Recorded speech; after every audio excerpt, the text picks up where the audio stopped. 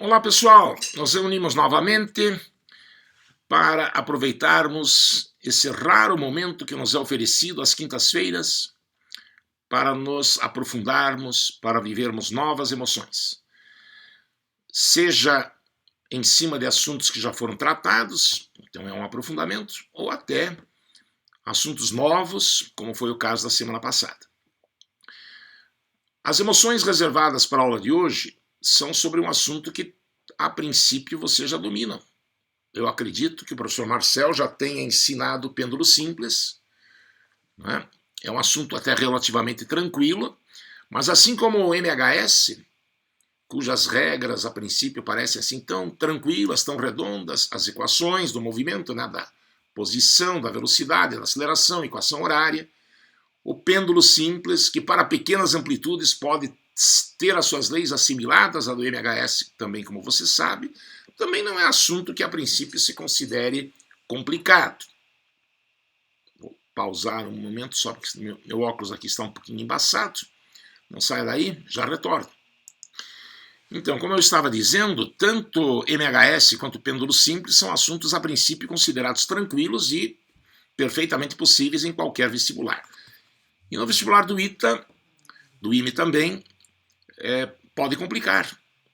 Complica quando você precisa fazer aquelas aproximações para ângulos pequenos, o seno se confunde com a tangente, né? 1 mais x elevado a n igual a 1 mais nx, quando x é muito menor do que 1, são aproximações que você já está acostumado a fazer, mas a inserção dessas ideias em problemas de MHS e de pêndulo simples podem tornar esse problema assim incomum, e quem não tiver uma experiência anterior pode ter problemas do grande dia.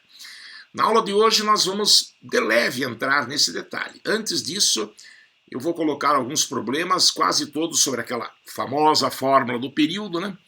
Quem fala em pêndulo simples logo pensa em período igual a 2π raiz de L sobre G, né?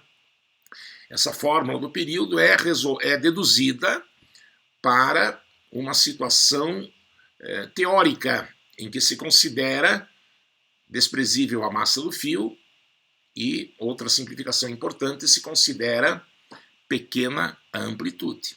Então ela já apresenta restrições.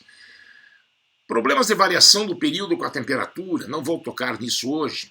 Quando a temperatura aumenta, ocorre dilatação, aumentando L, o período também aumenta, o relógio atrasa no verão, se for um relógio de pêndulo. No inverno, o relógio adianta.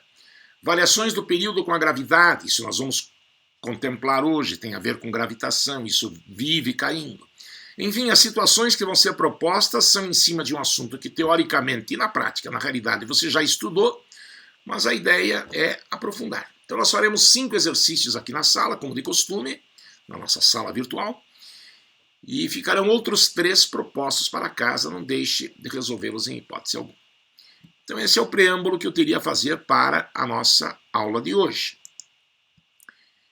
Ok? Todos os problemas irão requerer a fórmula do período. Período igual a 2π raiz de L sobre G. E alguns também vão exigir equações do MHS, isso mais lá no final. E aquela história de que para ângulos pequenos o seno se confunde com a tangente igual à medida do próprio arco em radianos, é algo também importante que vai ser tocado de leve no final da aula, sendo que em breve nós vamos trabalhar melhor essas simplificações.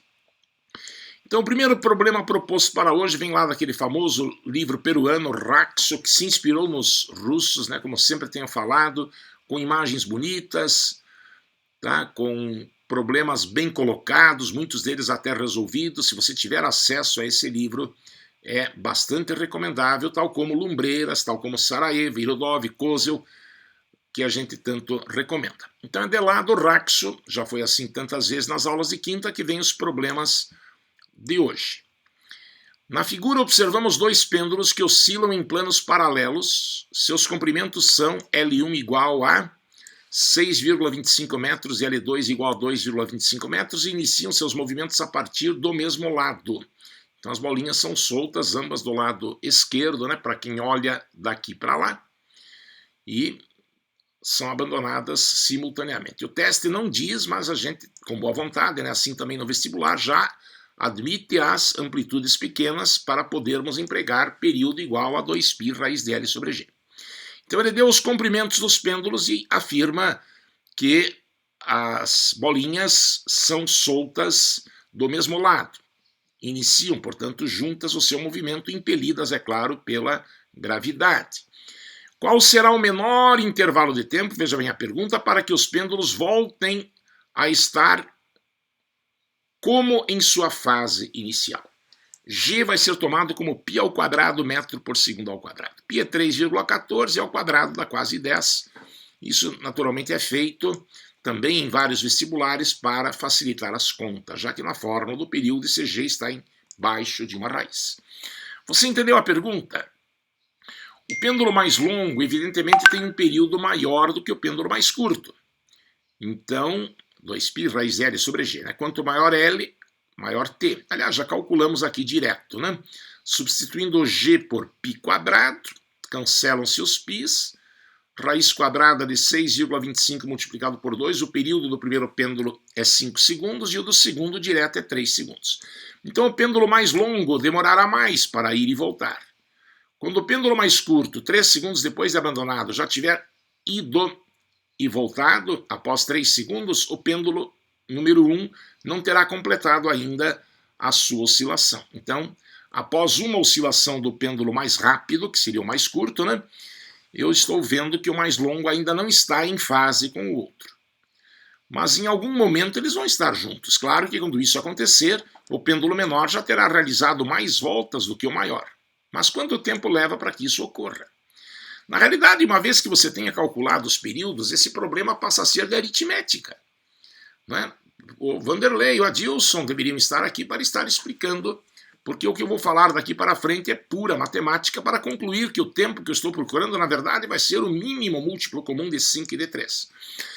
Há pessoas que têm dificuldade para compreender isso, quando não se defrontaram com um problema desse tipo antes. Então, uma explicação talvez exageradamente detalhada, mas acredito mesmo assim esclarecedora para alguns, seria esta.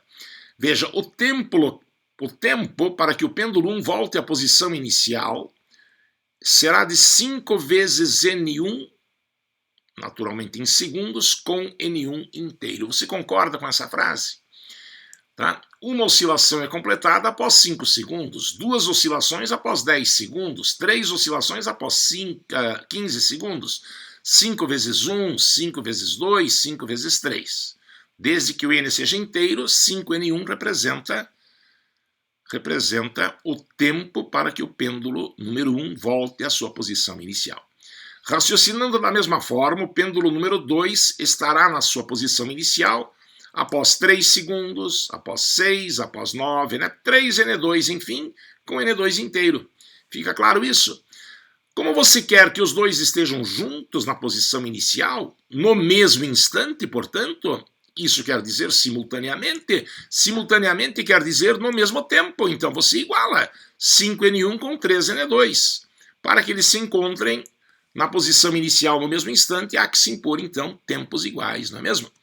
E aí você passa a tentar descobrir quais são os valores inteiros de N1 e N2 que atendem a essa condição. A princípio, isso seria feito por tentativas, talvez seja a solução mais espontânea. Tá? No entanto, com um pouquinho de experiência, nós vamos poder perceber que os menores valores inteiros de N1 e de N2 que atendem a essa condição são N1 igual a 3 e N2 igual a 5, né? Porque daí eu teria 15 igual a 15. Portanto, esse seria o menor tempo para que os pêndulos se encontrassem.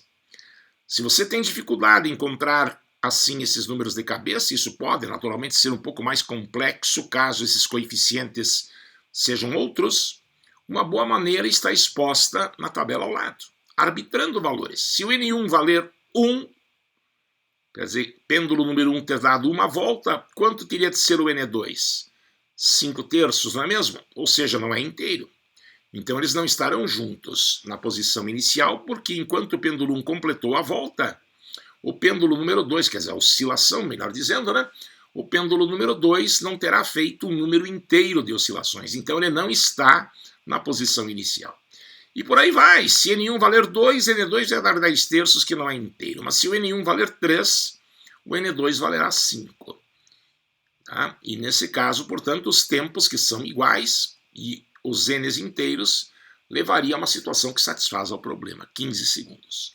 Após 30 segundos, você pode ver novamente os tempos serão iguais. Então, só que essa já é a segunda vez em que eles vão estar se encontrando na posição inicial. Como o teste pede o menor intervalo de tempo, a gente responde 15. E isto, com um pouco de percepção, nos leva a concluir 15 é exatamente o MMC de 5 e 3. Então, nesse tipo de problema, o tempo para que os pêndulos voltem a estar em fase corresponde ao mínimo múltiplo comum dos períodos. Ok?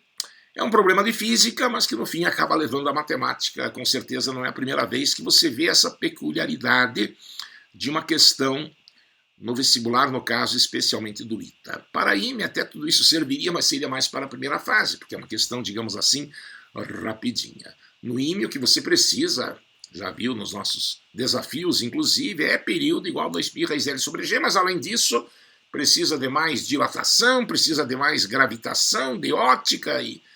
Lembram daquele problema de um pêndulo que estava num planeta desconhecido, numa gravidade diferente daqui, estava sendo observado com um instrumento de ótica aqui da Terra, quer dizer, mistura tudo. Então é coisa do IME. Pode aparecer também, mas aí não é exatamente um estilo de questão. O estilo no sentido de que muita coisa é cobrada na mesma questão, a gente até pode prever, não é? Mas não há uma técnica, um processo especial, que é o que eu estou tentando mostrar em certas ocasiões, situações especiais hoje.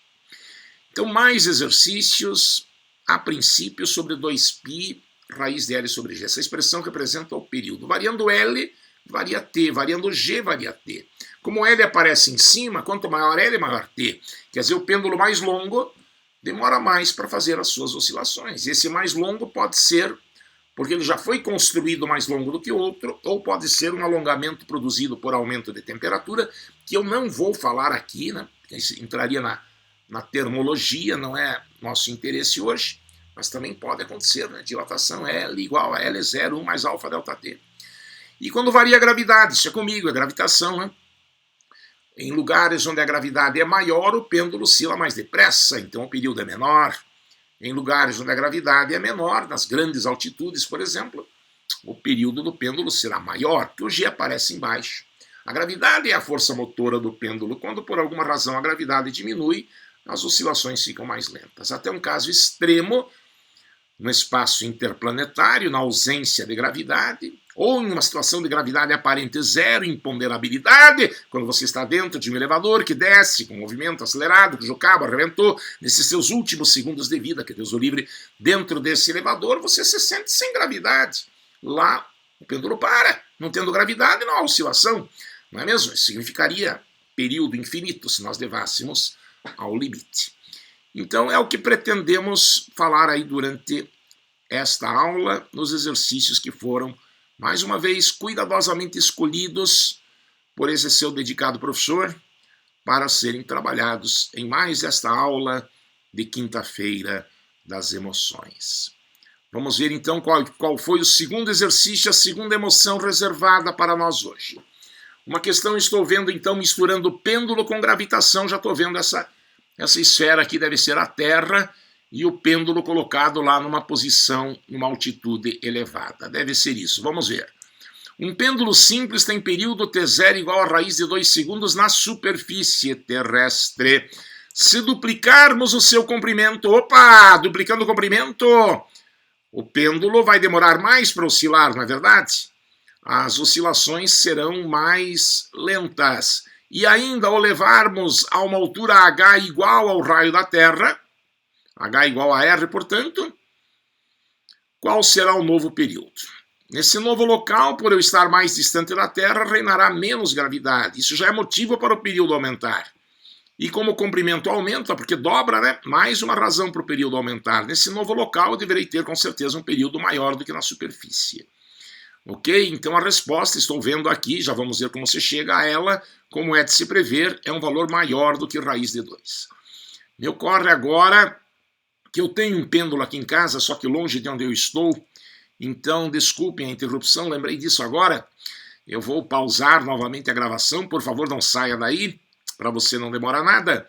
e vou buscar o meu pêndulo para que eu possa convencer aqueles que porventura ainda não estejam convencidos que quando aumenta o comprimento, o período também aumenta. Isso é, demora mais para uma oscilação se completar. Ok? Aguenta um pouquinho aí. Voltei então, pessoal. Desculpa a interrupção. Então eu prometi trazer um pêndulo. Está aqui o pêndulo. Mas isso é um pêndulo, professor? Na verdade é aquela minha caneta de professor, né? A caneta que estica, então simulando o fio de um pêndulo cujo comprimento varia. Quando o fio é curto e a bolinha é abandonada, as oscilações são rápidas, a bolinha vai e vem em pouco tempo, não é? E quando o pêndulo é mais longo, se você soltar para ir e voltar, demora mais, é ou não é? Então fica claro assim perceber quanto maior L, maior G. Maior T. E quanto menor G também, né, quando a gravidade diminui, também demora mais para a bolinha oscilar. Esses dois efeitos estarão presentes nesse exercício. Então nós já retomamos o exercício, pessoal. Eu lembrei de um detalhe. Na aula anterior, na aula de segunda-feira, tá, havia dois errinhos, né, no slide que eu não corrigi. Não vou gravar a aula de novo, peço que me perdoem. Mas eu corrigi lá no PDF, que está na mão de vocês, né? Então tinha um Enezão que virou Enezinho na explicação, lá está corrigido, por favor, verifiquem no PDF. E um detalhe mais grave naquele problema lá daquele ciclo termodinâmico trapezoidal, o calor era recebido em 3 trechos, eu só indiquei 2. Então, além do Q1 e do Q2, tem um Q3. Vamos combinar assim, pessoal, sempre que houver um erro assim pequeno e que não prejudica a sequência do problema, foi o caso lá, tá? Porque se for grave, o erro, é claro que eu refaço o slide na hora, refaço a gravação. Isso será corrigido no PDF que está na mão de vocês. Me lembrei disso agora, sei que esse aviso vem aí meio fora de hora. Mas então, retomando o problema. Quando nós estamos na superfície da Terra, o período do pêndulo, eu chamei aqui de T0, que é dado, diz a fórmula, né, por 2π raiz de L sobre G, vale raiz de 2 segundos, é o tempo que a bolinha leva para ir e voltar. Daqui você, repare que esse problema não dá G e nem dá L. Então você deixa a incógnita no primeiro membro, passa o 2π dividindo, raiz de L sobre G, fica sendo igual a raiz quadrada de 2 sobre 2π. É o que a gente pode concluir, não dá para calcular L, porque a gente não tem G. Ah, mas não pode substituir G por 10, professor. Até pode, mas não é uma informação que neste caso tenha sido dada, por isso eu estou preferindo não substituir o G. Na verdade, não há necessidade que o problema dê o G. Essa experiência poderia até não estar acontecendo na Terra, poderia estar acontecendo na Lua ou em Júpiter, porque o G vai acabar se simplificando. De alguma forma, este G vai acabar desaparecendo. Deixa eu ver aqui no final. Nós já vamos verificar como que isto acontece. Ok? Bom, o fato é que por hora concluímos que raiz de L sobre G vale raiz de 2 sobre 2π. O comprimento vai ser duplicado, diz o enunciado. Por isso, o L da fórmula para o cálculo do novo período virará 2L. E a gravidade, com certeza, vai diminuir, porque estamos nos deslocando para uma altitude elevada, 6.400 km, igual ao raio da Terra. Nesse local, lembram lá da gravitação, como é que a gente calcula a nova gravidade, variação da gravidade com altitude? Uma massa de prova M' nessa altitude terá peso, né? Aliás, mg', desculpa, esse m' aqui não tem nada que estar aí, é g', mzinho, simplesmente é uma massa de prova. Então, mg' igual a lei de Newton da gravitação, gmm sobre distância ao centro, r mais h ao quadrado. A massa de prova, então, se cancela e você terá g' igual a gm, gm equivale a gr ao quadrado, lembram das aulas de gravitação, sobre r mais h ao quadrado. O g aqui é repetido, o r também, mas no lugar do h eu coloco o r porque o enunciado diz que a altura é igual ao raio da Terra. R mais r vira 2r. R sobre 2r dá meio, ao quadrado dá 1/4. Então g' fica g sobre 4. Numa altitude igual ao raio da Terra, a gravidade se torna a quarta parte do que é na superfície. Então o novo período vai ser 2π raiz de L sobre G, mas o L agora vale 2L. E a gravidade agora vale G sobre 4. 2π foi repetido, multiplicamos invertido, fica 8 raiz de L sobre G. Exatamente. Então o que vai acontecer? Esse G vai acabar desaparecendo realmente como prevíamos. Nesse momento a gente vê, porque fica aqui, por isso que o G não é dado, né? 2π vezes raiz de 8 que eu estou separando, né? Estava lá dentro da raiz, e a raiz de L sobre G estou trocando por raiz de 2 sobre 2π. Por isso, não precisaria ser na Terra, tá? Poderia ser em outro planeta qualquer, a gravidade superficial poderia ter qualquer valor. O G acaba desaparecendo. 2π com 2π também simplifica. Raiz de 8 vezes 2, raiz de 16, portanto 4. 4 segundos. Gente, se eu estou explicando esse problema para vocês, até acredito que o Marcel já tenha feito algo parecido, mas cabe a mim, né, nestas oportunidades, nesta chance de encontro com vocês que nós temos às quintas-feiras, esse é o meu compromisso, aprofundar coisas que eventualmente não sejam assim tão corriqueiras e que tenham importância para a ITA. É o caso. Problema sobre pêndulo simples, onde simultaneamente varia comprimento e gravidade, e que acaba exigindo também conhecimentos de gravitação, isso é indispensável conhecer. Tá? A história do ITA, especialmente, conta diversas situações desse tipo. Isso vale para a IME também, certamente vale para a AFA também. Ok? Enfim, tem que saber. Ok? Foi essa então a tônica do exercício 2. Variação do comprimento e variação da gravidade produzida por variação de altitude. Vamos em frente, terceiro problema escolhido para a aula de hoje, novamente do Raxo. Um pêndulo tem período T1 igual a 1,8 segundos. Quando instalado no interior de um elevador, suas novas oscilações apresentam um período de 1,5 segundo. Veja bem, é o mesmo pêndulo. Não é porque eu coloco dentro de um elevador que o comprimento dele vai mudar. O L vai ser o mesmo, mas muda a gravidade aparente, não é? Quando a gente entra num elevador e o elevador começa a subir ou começa a descer, imagine em movimento acelerado, portanto, a gente se sente mais pesado quando o elevador começa a subir, a gente se sente mais leve quando o elevador começa a descer. E essa alteração na gravidade aparente, ela que deve ser colocada no denominador da fórmula, Marcel já deve ter falado algo assim, é que vai determinar o novo período. E se eu estou vendo que o período diminuiu, é porque a gravidade aparente é maior que a gravidade real. É uma situação em que você se sente mais pesado. É a situação em que a aceleração está dirigida para cima. E isso ocorre porque a tal da força de inércia, né, que tem sentido contrário ao do movimento da cabine, fará com que você se torne aparentemente, se sinta aparentemente mais pesado. A cabine deve estar acelerando para cima para que a força de inércia sobre o seu corpo, sobre o pêndulo no caso, seja para baixo. E assim nós temos uma sensação de uma gravidade maior. A gravidade aparente nesse caso, espero que você saiba mostrar isto, vale nesse caso G mais A. Isso vale sempre que o elevador estiver subindo em movimento acelerado e também vale quando ele estiver descendo em movimento retardado. Quando você está chegando no térreo, você que vem lá do 20º andar, naquela freada que a cabine dá, algumas pessoas mais fracas chegam a dobrar os joelhos como se não se suportassem mais sobre as próprias pernas. A gente tem a sensação de estar mais pesado. A situação poderia ser uma dessas duas, não importa.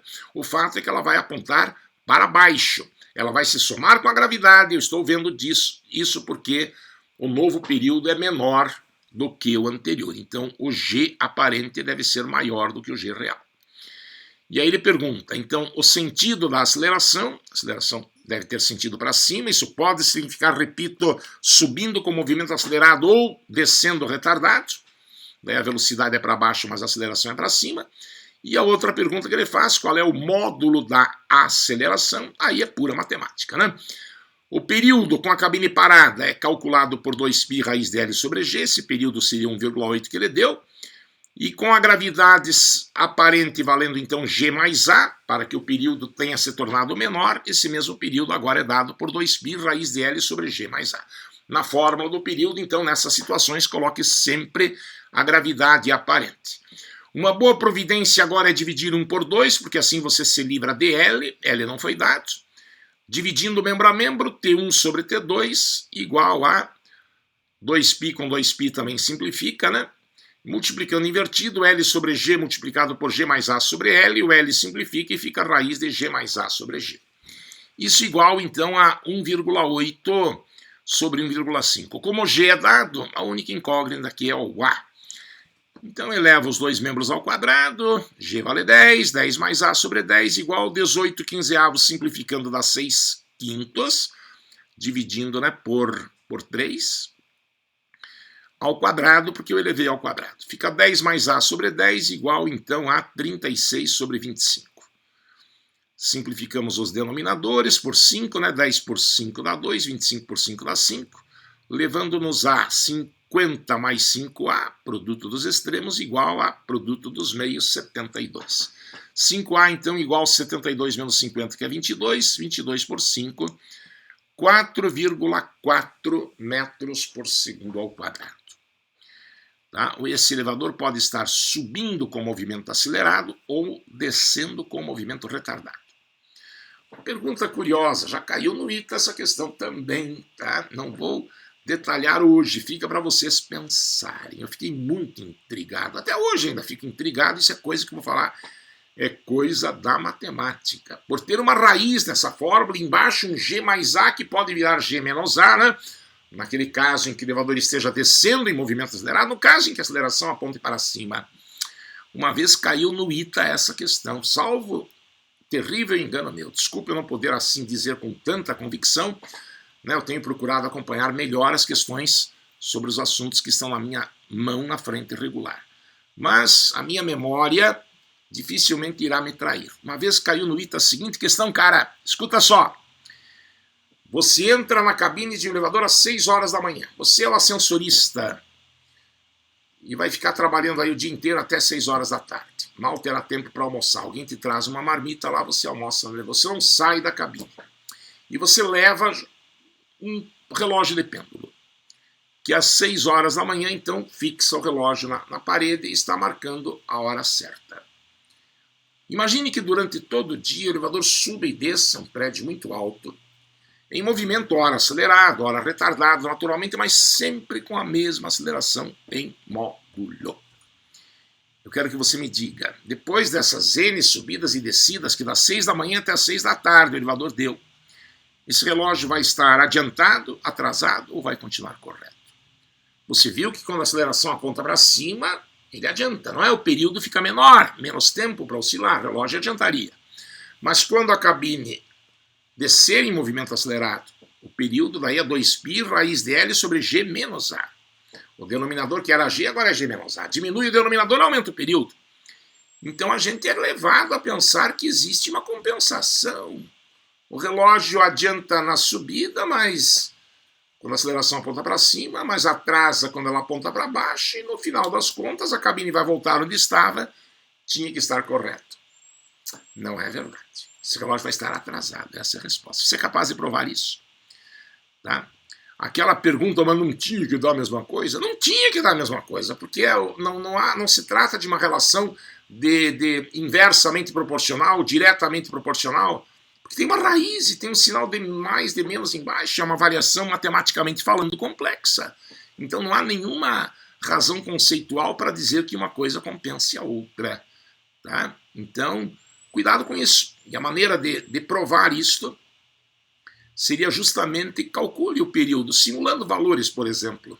Troque lá o L por 1, pêndulo de 1 metro, G por 10 e o A por 2. E calcule 2π raiz de 1 sobre 10 mais 2. E outro período, 2π sobre raiz de 1 sobre 10 menos 2. E depois, para comparar, também faça com a cabine parada, 2π raiz de 1 sobre 10.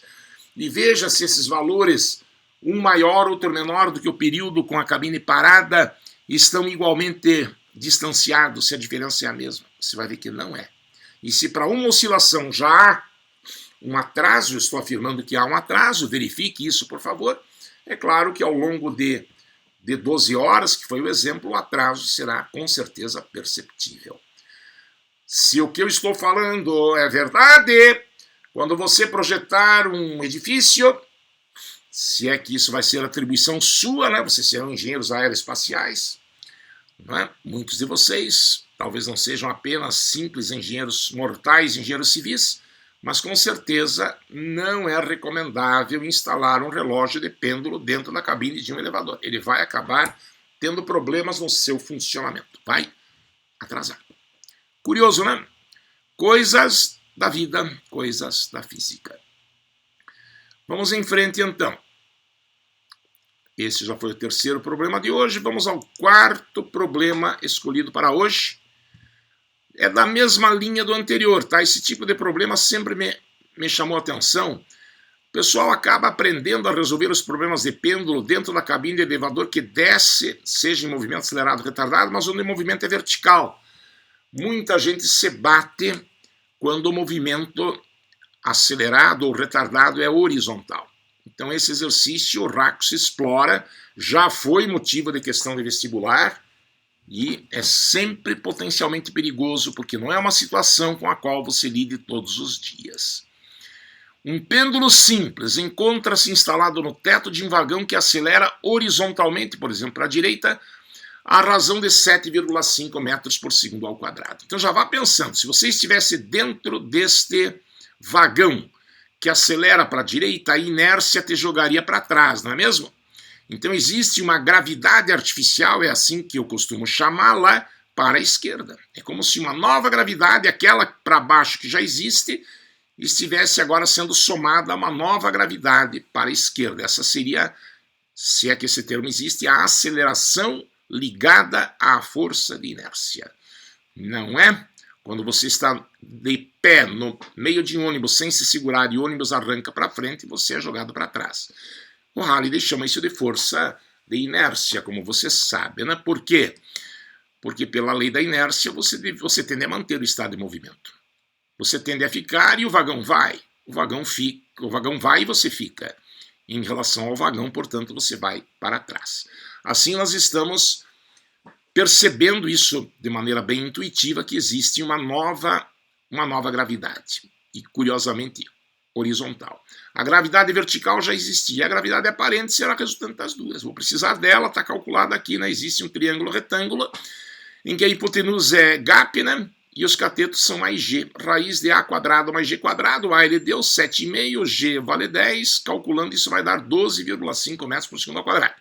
Essa é a gravidade aparente que reina dentro desse vagão. Mas qual é a pergunta final? Vamos continuar a leitura do enunciado. Calcular o ângulo φ que define a nova posição de equilíbrio e o novo período, sabendo que quando o vagão se encontra em repouso, o período é T0 igual a raiz quadrada de 5 segundos. Considere G igual a 10. Então, novamente, é dado o período quando o vagão está parado. Como aqui foi dado G, é possível calcular o L. Período vale 2π raiz de L sobre G. T0, então, vale raiz quadrada de 5. 2π raiz de 5, então, igual a 2π raiz de L sobre G. Daqui, estamos trocando G por 10, fica raiz de L sobre 10.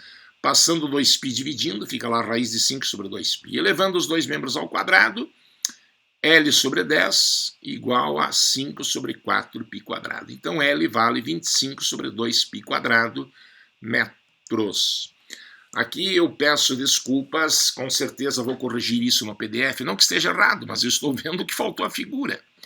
Não é? Como é que eu calculo, a primeira pergunta que o teste faz, o ângulo φ que define a nova posição de equilíbrio, quando o vagão acelera para frente. Isso no ITA já caiu N vezes, nós já trabalhamos com isso, mas eu deveria ter feito o desenho, né? Desenhar, vou explicar contando com a sua lembrança. No PDF depois, por favor, você observará o desenho completo. Sobre essa bolinha age o peso vertical para baixo, imagine já com o vagão acelerando, mas na posição de equilíbrio, lá com o ângulo φ, ângulo que o fio forma com a vertical. Tá? Então existe o peso, existe a tração. Na situação em que o pêndulo não está oscilando, então uma posição de equilíbrio relativa ao vagão, você terá na vertical Ty igual a P, as forças se anulam, e na horizontal Tx igual a Ma, porque na horizontal estará a força resultante, já que é para lá que o vagão está acelerando. Beleza? Depois você verá melhor com a figura, né, que no PDF com certeza vai estar.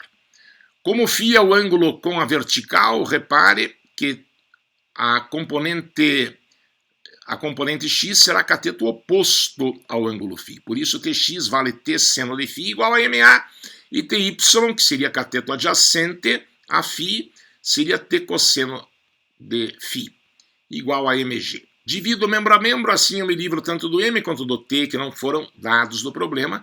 Seno sobre cosseno é a tangente, igual a sobre g. Tá? Essa relação é bem conhecida de vocês, eu suponho. Né?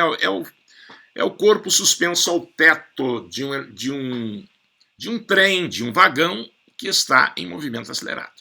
Essa relação, há pessoas que decoram, eu não estou pedindo isso.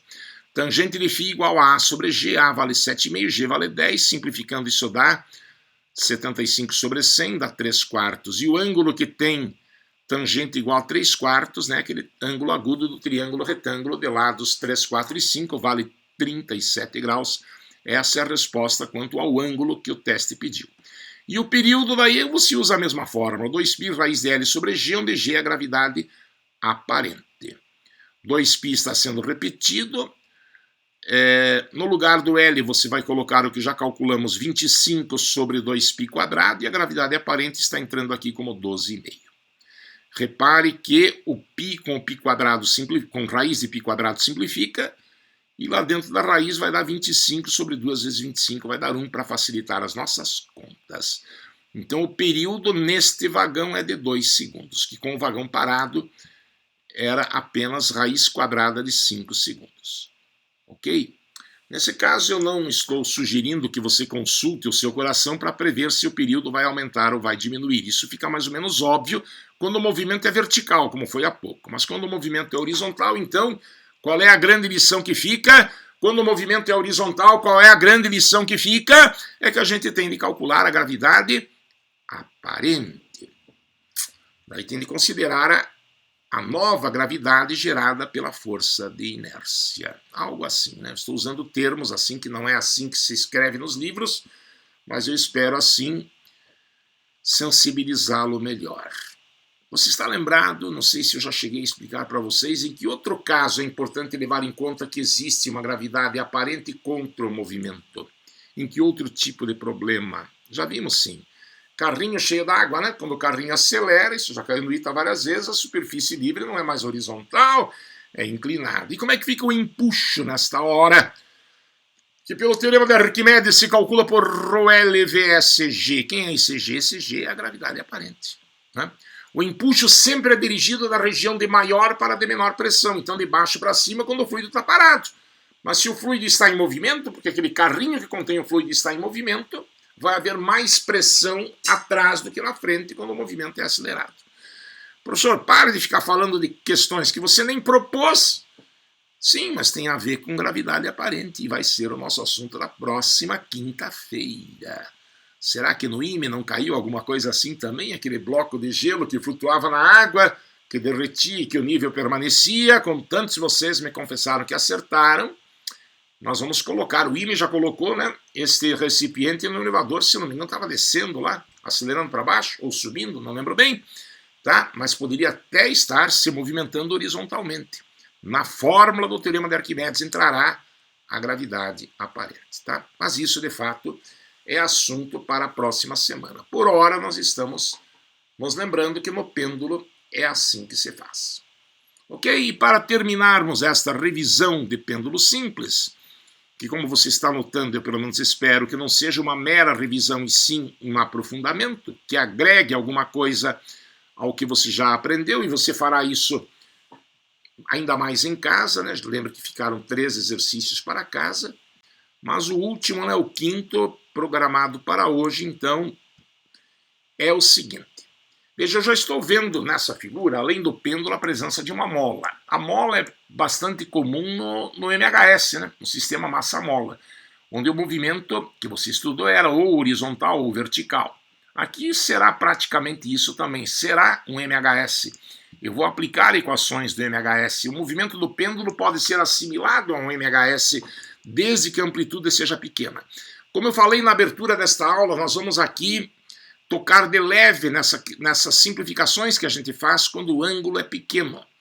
Não vou hoje igualar seno com tangente, mas farei uma consideração que levará em conta que as amplitudes serão pequenas, como diz o enunciado.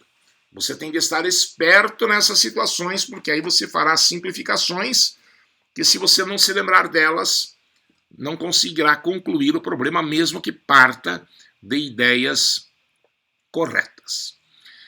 Um pêndulo simples de comprimento L igual a 3 metros tem uma massa pendular de 3 kg, a qual se encontra presa a uma mola, cuja constante elástica é 47 π² sobre Newton por metro, a qual, em sua posição relaxada, permite que o pêndulo se mantenha em sua posição de equilíbrio. Então essa é a situação de equilíbrio do pêndulo. E aí, tudo bem, a bolinha está suspensa a um fio, está presa a uma mola relaxada. Você consegue imaginar o que vai acontecer se você, com a mão, puxar essa bolinha para cá, de modo que o fio fique inclinado, a mola também vai ficar esticada, ela vai exercer uma força elástica, e mesmo que não existisse mola, a própria componente do peso, né, naquela direção, já se encarregaria de fazer o movimento começar com período, se não houvesse a mola, 2π raiz de L sobre G. Aqui, com a mola, evidentemente, aquela fórmula não pode ser empregada. Teremos de analisar as forças presentes. Ok?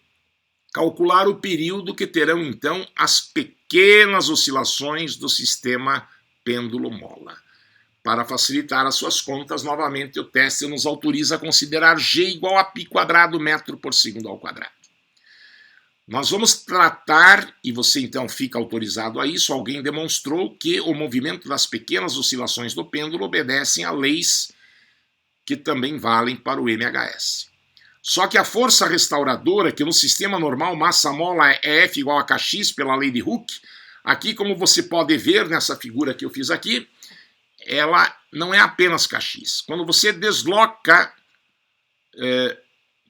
pouco, né, pequenas oscilações, essa massa da posição de equilíbrio, além dela receber a força da mola, que é dada por kx, sendo x o quanto você alongou a mola, ela também fica sujeita à ação da gravidade. Porque sobre a bolinha age o peso. O peso mg tem componentes na direção do fio e na direção perpendicular ao fio. Em uma situação em que a bolinha está na posição extrema, a velocidade zero, não há força centrípeta, lembram disso? Então a tração exercida pelo fio e a componente do peso naquela direção se equilibram. A resultante dessas forças seria a força centrípeta. Sobra então a outra componente. Essa outra componente, ela não está na mesma direção da força kx. Mesmo assim, eu vou somá-la com kx. Veja só que eu estou afirmando que a força restauradora, portanto, a força resultante sobre a bolinha é kx mais mg seno θ. Na verdade, teria que ser mg seno θ vezes cosseno θ, porque esse ângulo aqui também vale θ. Mas θ é pequeno, não é? Θ é pequeno, são pequenas oscilações. Quando um triângulo retângulo tem um ângulo pequeno, a hipotenusa e o maior cateto são quase iguais, não são? Então, resultado de ter sido dado que a oscilação é pequena, nos permite dizer que mg seno θ, esse que é de fato o cateto oposto a θ, aqui é θ também, como lá, né, correspondentes, tem a mesma direção da força kx. Isso ocorre porque θ é pequeno. Claro que eu exagerei nessa figura, esse θ aqui está parecendo quase 30 graus, as oscilações pequenas são assim consideradas até 3 graus, algumas pessoas bondosamente consideram até 10 graus. Aqui eu aumentei, mas justamente para que você pudesse enxergar melhor as forças. Mas sendo θ pequeno, então, veja o que é chuncho para muitos de vocês, mas é uma simplificação que a física aceita. A força resultante sobre a bolinha será então kx mais mg seno θ.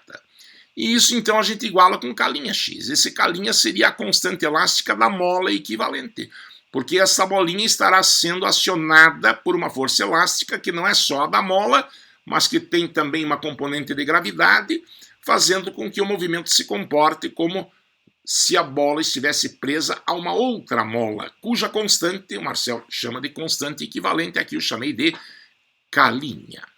Então, k'x igual a kx, esse k foi dado, né, no enunciado ele deu, mais mg seno θ. E o seno de θ, nesse triângulo você vê aqui, o cateto oposto é x, a hipotenusa é L, vale x sobre L. Daqui para cá você cancela o x, fica com K' igual a K mais mg sobre L, que K' vale m ômega ao quadrado, isso vem do MHS, todo mundo lembra? Espero que sim. Já tivemos uma aula de MHS numa das quintas-feiras, né? Eu já toquei nesse assunto, por favor, se alguém não lembra de onde vem isto, né? Vem de F igual a MA, tá? E juntamente considerando que a aceleração vale ômega ao quadrado A cosseno de θ. E isto é igual a Kx. E x é A cosseno de ômega θ. Enfim, de ômega t. Enfim, essa relação vem lá das equações do MHS. K' vale m ômega ao quadrado. O K da mola, 47 π quadrado, mais a massa 3, vezes g, que é tomado como π quadrado, sobre L, que vale 3. Claro que 3 com 3 simplifica. A massa vale 3, 3π quadrado, 3 vezes ômega, aqui eu estou substituindo por 2π sobre t, né? 2π sobre período, lembra do MCU ao quadrado, fica 4π quadrado sobre t quadrado. Ok? 47π quadrado mais π quadrado. Π quadrado também acaba simplificando. Então, 3 vezes 4 sobre t quadrado igual a 47 mais 1, 48. Logo, t quadrado igual a 12 sobre 48, que é 1/4 a raiz 1,605 segundos. Enfim, este problema, se você reparar bem, ele envolve uma certa simplificação que não é tão espontânea. Aquela história de somar o mg seno θ com o Kx. Quando a gente desenha, né, a gente já desenha de tal maneira a deixar claro que mg seno θ não tem a mesma direção do Kx. Mas se o ângulo θ é pequeno, né, a gente pode considerar que aquele mg seno θ age praticamente no mesmo sentido do Kx. Então são coisas assim que requerem um cuidado especial. Mais problemas desse tipo vão aparecer. Nós vamos ter na sequência, isso não será exatamente na próxima semana, creio que não, mas numa das outras haverá novas situações de MHS com pequenas amplitudes, onde alguma simplificação do tipo dessas, né, terá de ser feita. E esse é um aspecto, como eu disse, importante, porque não aparece, digamos assim, nos problemas corriqueiros. E o ITA gosta de coisas que não são corriqueiras, como você já deve ter observado. Beleza? Então é isso, pessoal. Espero assim ter agregado mais conhecimento às suas informações anteriores a respeito do pêndulo. Espero que você faça os 3 exercícios propostos. Qualquer dúvida sobre o que foi falado aqui, ou mesmo sobre os problemas propostos, você tem o canal de comunicação sempre aberto, né? O importante é que você não deixe de encarar tudo o que é colocado na sua frente. É a receita que nós estamos passando para que você alcance o tão desejado sucesso. Ok? Acho que era isso hoje. Esse deve ter sido o último slide. Normalmente eu trago ainda mais algum exercício para esclarecer, mas eu já vi que aqueles 3 que ficaram não exigem nenhuma coisa a mais, a não ser o teu trabalho para que você se certifique de que você está à vontade com o pêndulo simples. Ok? Obrigado pela sua atenção. Espero revê-lo em breve. Abraço!